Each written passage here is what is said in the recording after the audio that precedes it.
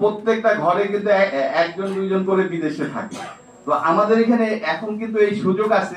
কয়েকদিন আমরা আগে প্রধান উপদেষ্টার মুখে শুনেছি যে খালি 6 মাসের ট্রেনিং করাবেন আর হাজার হাজারের লোক জাপান ইউরোপে পাঠাবেন, সেই সুযোগ কিন্তু সৃষ্টি হয়ে আছে। আমি একটু ছোট্ট করে বলি যে এডিবি ফান্ডে বাংলাদেশে 5টা মেডিকেল কলেজে আপনার হলো কেয়ার গিভারের ট্রেনিং প্রোগ্রামটা শুরু হবে আর কি। আমরাও তার মধ্যে ঢাকার বাইরে আমরা অনুমোদন পেয়েছি। প্রতি ব্যাচে 25 জন করে 6 মাসের কোর্স।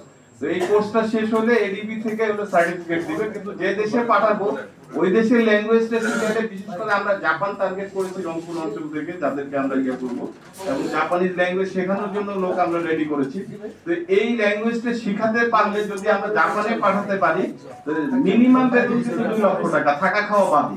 এই কেয়ার গিভার এটা জাস্ট সহকারী নার্স হিসাবে একটা বয়স্ক লোকদের যে থাকা, মানে তার টাইমলি তাকে ঔষধ খাওয়ানো, তাকে খাবার খাওয়ানো, মানে টেক কেয়ার করা, এটা কাজটা জটিল কিছু না। সহকারী নার্স হিসেবে যে কাজগুলি সেটা করে।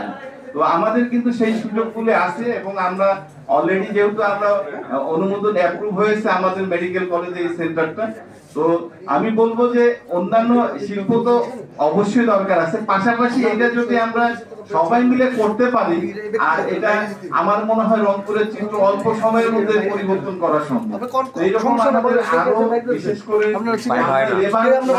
যদি আমরা বিভিন্ন বিশেষ করে টেকনিক্যাল হ্যান্ড আমরা এই আমাদের যদি এই ট্রেনিং করায় যদি আমরা দেশের বাইরে পাঠাতে পারি, আমার মনে হয় রংপুরের পরিবর্তন খুব দ্রুত হবে। তো যাই হোক, আজকে একেবারে সময় স্বল্পতা, আজকে আমি আজকে শেষ করতে যাচ্ছি। বিশেষ করে আমাকে আজকে যে